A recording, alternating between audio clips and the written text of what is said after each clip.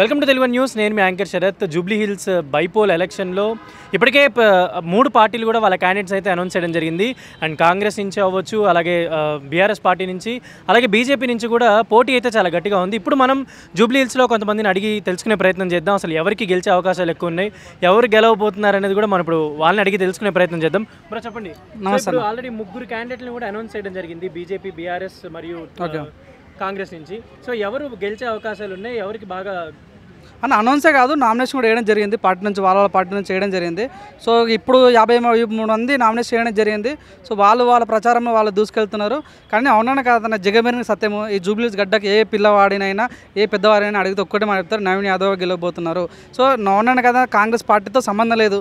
ఆయన సొంత క్యాడర్ ఉంది, ఆయన సొంతంగా ఎన్నో సేవలు చేసిన వ్యక్తి తనకు. ఇప్పుడు నేను కాంగ్రెస్ పార్టీ నేను సపోర్టర్ కాదు, కానీ కేవలం నవీన్ యాదవ్ యొక్క వ్యక్తిత్వానికి, ఆయనకు చేసిన మంచి పనికి నాకు ఇష్టం. యాక్చువల్లీ రీసెంట్గానే ఒక అమ్మాయి ఆస్మాన్, ఒక అమ్మాయి ఇండిపెండెంట్గా నామినేషన్ చేయడం జరిగింది. తను నాకు చాలా మంచి ఫ్రెండ్. యాక్చువల్గా చూడాలంటే ఇక్కడ ఆ అమ్మాయిని చూసుకున్నా, ఇక్కడ ఇలా చూసుకున్నా కూడా ఇక్కడ మన నవీన్ యాదవ్ అనే వ్యక్తి ఒక మెట్టు ఎక్కువ కనిపిస్తుంది అన్నమాట. ప్రజలకు దగ్గర ఉండే వ్యక్తి, ప్రజాసేవ చేసే వ్యక్తి, ఎప్పుడు ఏ కష్టం వచ్చినా కూడా డోర్ తీసి మీకు ఏం సమస్య వచ్చినా కూడా మీకు నేను తోడుంటాను నమ్మకం ఇచ్చే వ్యక్తి. చాలామంది అంటారు రౌడీ అని. సో ఆయన ఏ రోజు కూడా ఎటువంటి రౌడీజం చేయలేరు, ఏ రోజు కూడా అన్యాయం చేయలేదు. ఇక్కడ జూబ్లీస్ ఎవరన్నా అడగనన్నా ప్రజలకు అయితే ఎల్లప్పుడు తోడున్న వ్యక్తి నవీన్ యాదవ్. సో మిగతా వాళ్ళు రాజకీయ ఏదో టూరిస్ట్ లాగా వస్తుంటారు పోతుంటారు, కానీ వాస్తవంగా చూసుకున్నట్టే నవీన్ యాదవ్ వ్యక్తి చాలా మంచి వ్యక్తి. సో తండ్రికి తగ్గ తనయుడు అన్నట్టుగా తను మంచి సేవలు చేస్తుంటాడు, ఎంతోమంది కూడా దగ్గర ఉంటాడు. కాబట్టి నాకైతే వ్యక్తిగతంగా నాకు చాలా ఇష్టం నవీన్ యాదవ్. తను గెలవాలి. చాలా రోజు అంటుంటాం మనం యూత్ పాలిటిక్స్ రావాలి, యూత్ రాజకీయాలు రావాలంటారు. సో ఇప్పుడు ఏ యూత్ ఇప్పుడు గెలవలేదు. ఫస్ట్ ఒక యూత్ రాజకీయాలకు వచ్చిండు. దయచేసి ఎంకరేజ్ చేయండి, తప్పేముంది. పార్టీతో సంబంధం లేదు, వ్యక్తిగతంగా మనకు ఆయన ఇష్టం కాబట్టి. సో దయచేసి నవీన్ యాదవ్కి ఒక్కసారికి తను ఇంతకుముందు ఎంఐఎం పార్టీలో ఉండే తర్వాత ఇండిపెండెంట్గా చేశాడు, 2 సార్లు కూడా ఓడిపోవడం జరిగింది. కానీ అప్పుడు మంచి లీడ్తో రావడం జరిగింది. కానీ ఈసారి అధికారం ఉన్న పార్టీ మంచి అవునని కాదని ఇప్పుడు పట్టు ఉంది. సో లాస్ట్ సార్వత్రిక ఎన్నికల్లో తను సపోర్ట్ ఇచ్చినప్పుడు కూడా ఇప్పుడు డైరెక్ట్ తనే ఇన్వాల్వ్ అవ్వడం అనేది చాలా గొప్పగా అనిపిస్తుంది. 100% యూత్ పాలిటిక్స్ ఈసారి గెలవబోతున్నాయి.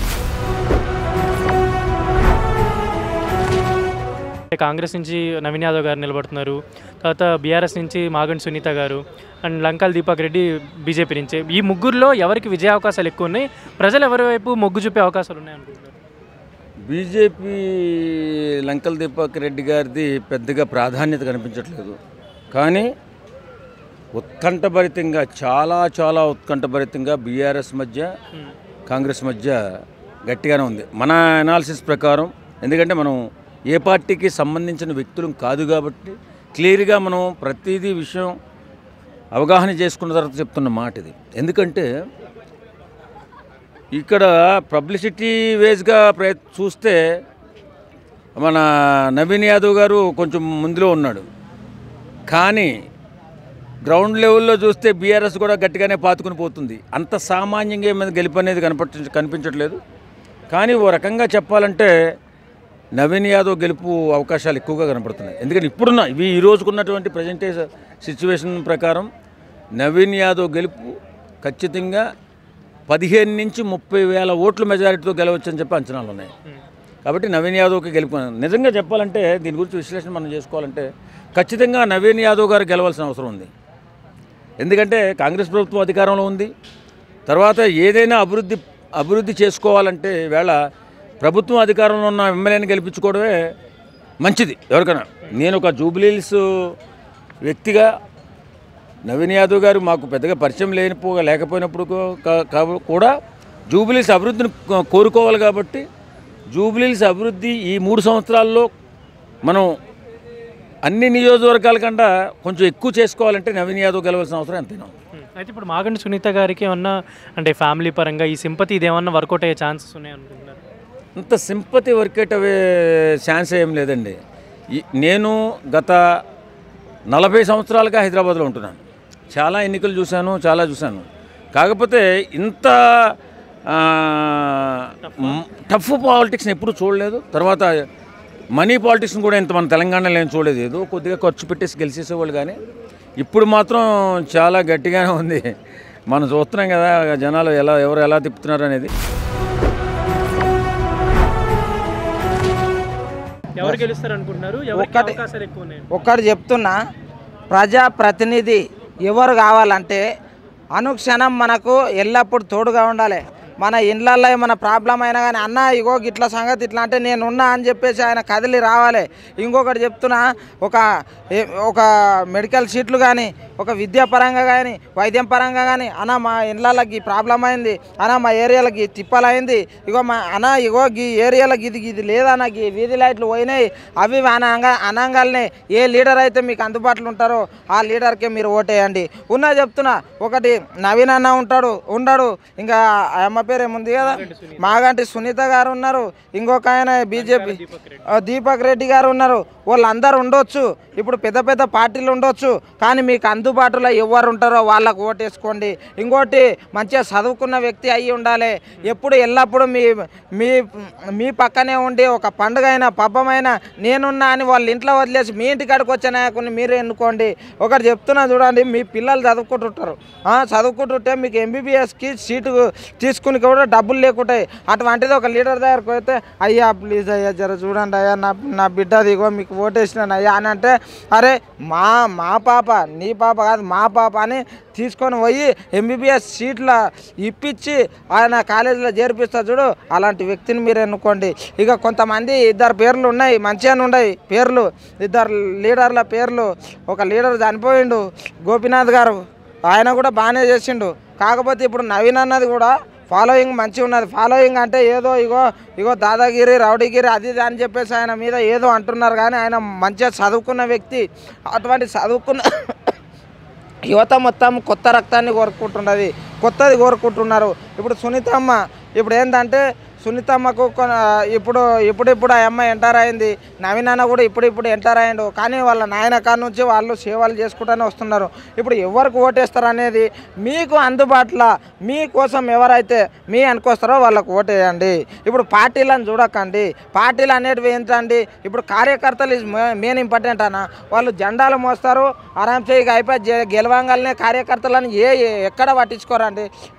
నేను కూడా జెండా మోసిందండి, కానీ ఇప్పుడు జెండా మోసిన పార్టీ గెలిచింది. అప్పుడు మాకు కొన్ని ఇబ్బందులు అయితే ఆదుకుంటున్నారు. అట్లా ఆదుకునే పార్టీలను మీరు చూసి ఎన్నుకోండి. పార్టీని చూసి ఓటేస్తారా, జనాలు వాళ్ళని చూసి ఓటేస్తారా? పార్టీని చూసి కాదండి, అభివృద్ధిని చూసి ఓటేస్తారు ఎవరైనా సరే.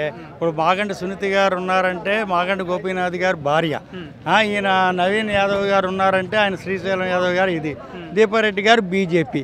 ఇక్కడ ఏంటంటే వీళ్ళ ముగ్గురు మధ్యలోనే బ్రహ్మాండమైన పోటీ జరుగుతుంది జనరల్గా, కానీ ఏంటంటే టీడీపీ పోటీలో లేదు. దీనికి కారణం ఏంటంటే, ఇప్పుడు యాక్చువల్గా ఏంటంటే టీడీపీ ఓట్లు ఎవరికి వస్తాయి అన్నది ఒక ప్లస్ పాయింట్ అనమాట. నేను అనుకోవడం ఏంటంటే, అంతకుముందు లాస్ట్ టైం చంద్రబాబు నాయుడు గారు కాంగ్రెస్కే సపోర్ట్ చేయండి అని చెప్పి అన్నారు. ఇప్పుడు కూడా అదే రీతిలో జరిగేటటువంటి అవకాశం ఉందన్నమాట. నన్ను అడిగితే ఎక్కువగా చీలేది ఇక్కడ బీజేపీ బీఆర్ఎస్ ఓట్లే చీలుతాయి.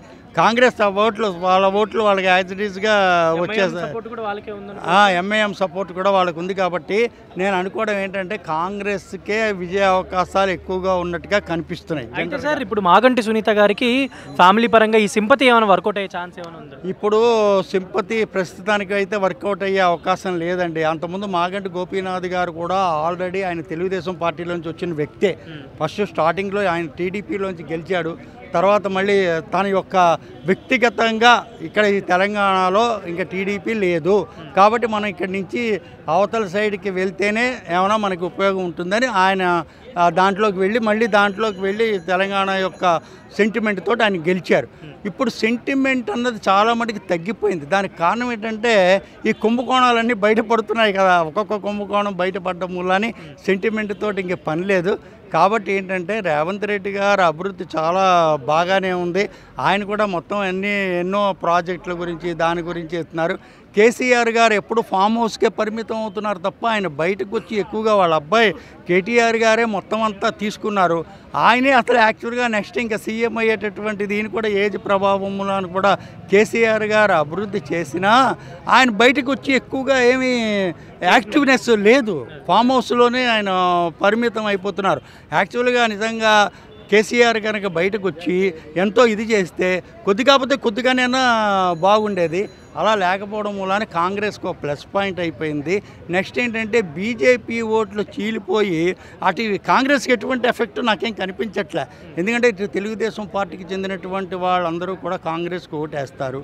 ఇటు బీజేపీ బీఆర్ఎస్ వీళ్ళిద్దరూ కొట్టుకోవడం మూలానే వీళ్ళకి ప్లస్ పాయింట్ అవుతుంది అనమాట. వీళ్ళకి ప్లస్ పాయింట్ అవుతుంది. అయితే నవీన్ యాదవ్ గారు ఇంతకుముందు ప్రత్యక్ష రాజకీయాల్లో 2 సార్లు ఆల్రెడీ కంటెస్ట్ చేయడం జరిగింది. దీపక్ రెడ్డి గారు కానీ సునీత గారు చాలా కొత్త, అంటే ఇప్పుడు ఓన్లీ మాగంటి గోపీనాథ్ గారే చేశారు. మరి వీళ్ళకేమన్నా ఇప్పుడు సునీత గారు కేవలం మాగంటి గోపీనాథ్ గారి యొక్క వైఫ్, భార్య.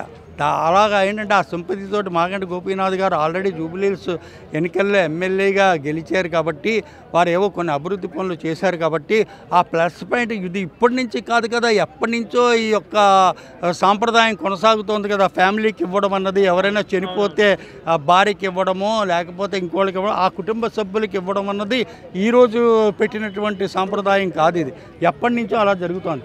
కానీ ఇప్పుడు ఆల్రెడీ ఇది ఉంటుందా ఉండదా, ఆల్రెడీ ఇప్పుడు ఇది వర్కౌట్ అవుతుందా అవ్వదా అన్నది కొద్దిగా ఆలోచించుకోవాల్సిన అవసరం ఉంది. ఎవరు గెలిచే అవకాశాలు ఎక్కువ ఉన్నాయి, ఎవరికి బాగా పోటాపోటీగా ఉందన్న. మొన్నటిదాకా కాంగ్రెస్ అధికారంలో ఉంది కాబట్టి ఈయన నవీన్ యాదవ్ కూడా 2 సార్లు ఓడిపోయిన వ్యక్తి, కొద్దిగా జనాల్లో తిరిగిన వ్యక్తి, గెలుస్తాడేమో అన్న ఫీలింగ్ కూడా ఉండగానే కానీ ఇప్పుడు పోటాపోటీ కనపడుతుంది. ఓకేనా, అగ్రకులాల పరంగా చూసుకుంటే ఈయనకి మైనస్ ఉంది.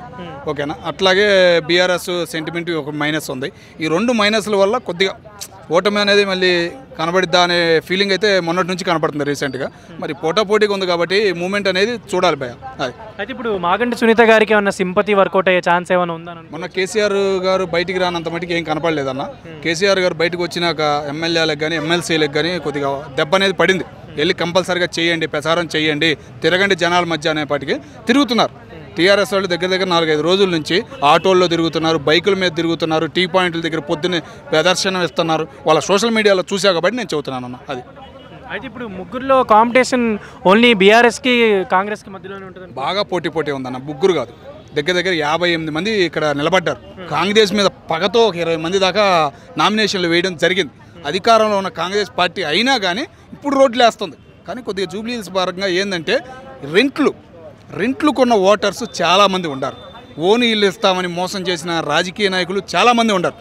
ప్రజెంట్ కాంగ్రెస్ పార్టీ నిలబడిన ఆయన కానీ ఎవరైనా కానీ బీఆర్ఎస్ కానీ అంతకుముందు మాగంటికి పోయినారు 3 సార్లు గెలిచినా కానీ ఇల్లులు రానోళ్ళు, రెంట్లు కట్టే ఓటర్స్, ఓన్ ఓటర్ ఉన్నా కూడా ఇల్లు లేని వాళ్ళు చాలామంది ఉన్నారు. ఆ సమస్య జూబ్లీహిల్స్ కొంత కనపడకుండా అది దెబ్బ అనేది కాంగ్రెస్ మీద పడిద్దేమో అన్న ఫీలింగ్ అయితే కనపడుతుంది. ఇప్పుడు అయితే పార్టీని చూసి ఓటేస్తారని అనుకుంటున్నారా, లేదంటే నవీన్ యాదవ్ క్యాండిడేట్ని ఆర్ఎల్స్ మాగంటి సునీత ఇలా క్యాండిడేట్ని చూసి ఓటేస్తారు? క్యాండిడేట్ని చూసే ఓటేస్తారన్న. మెయిన్ ఇంపార్టెంట్ క్యాండిడేట్ ఇచ్చే మాట ఇచ్చాడా, గట్టిగా వెళ్ళి జనం మధ్య తిరిగి మాట ఇచ్చాడా, ఆయన గెలిచే అవకాశాలు ఈ నియోజకవర్గంలో ఎక్కువగా ఉన్నాయి. ఎందుకంటే మొహాన్ని అడుగుతారు, ఇక్కడే ఉంటారు కాబట్టి జూబ్లీహిల్స్ ప్రజలు ఓటు ఉన్న ప్రజలు సామాన్యులు అయితే కాదు. ఓకేనా, అగ్ర కులం నుంచి నెగిటివ్ చిన్న కులం దాకా ప్రతి ఒక్కడు స్థిర స్థాయిలో ఉన్న క్యాండిడేట్లు చాలామంది ఇక్కడ ఉన్నారు. అగ్ర కులంలో కొద్దిగా తగ్గారు కానీ మిడిల్ క్లాస్ కానీ కింద కులం వాళ్ళు ఎక్కువ అయిపోయారు. ఓకేనా, అట్లా వాళ్ళందరిలో ఒపీనియన్ ఎవరికి మంచిగా ఉందనుకుంటున్నారు? ఇప్పుడు ప్రెజెంట్ అయితే ఈయనే 2 సార్లు ఓటమి చూసిన ఆయన కూడా నవీన్ యాదవ్ మీద కొద్దిగా జనంలో తిరిగి ఉండడు. ఈ మధ్య మాగంటి గోపీనాథ్ కన్నా కూడా నవీన్ యాదవ్ కొద్దిగా ఎక్కువ జనంలో తిరిగి ఉండడు. లేబర్ పరంగా కానీ చాలామంది పనులకు కానీ ఆయన కింద పనులు చేపించడం కానీ వాళ్ళ నాన్నగారి వారసత్వం అనేది కొద్దిగా ఈయనలో కనపడింది. అటు రౌడీజం కావచ్చు కానీ ఏదైనా వాళ్ళ నాన్నగారు ఉన్నప్పుడు జూబ్లీహిల్స్ అంటే ఒక గుండెకాయలాగా ఉంటుంది తెలుగుదేశానికి కానీ ఎన్టీ రామారావు గారికి కానీ అట్లాంటి కనపడింది. కాబట్టి అగ్రకులంలో ఉన్నవాళ్ళు కూడా ఎక్కువ టీడీపీని ప్రేమించే వాళ్ళు కూడా ఇటు ఒక మూమెంట్ అది ఏంటంటే మళ్ళీ బీజేపీ అదో దెబ్బ పడింది. మళ్ళీ అటు బీజేపీకి సపోర్ట్ చేయలేరు టీడీపీ వాళ్ళు, ఇటు బయటికి కనపడకపోయినా రేవంత్ రెడ్డి గారు కొద్దిగా టీడీపీ అభిమానం మీద నవీన్ యాదవ్కి కొద్దిగా అవకాశం ఉందని అనిపిస్తుంది అన్న.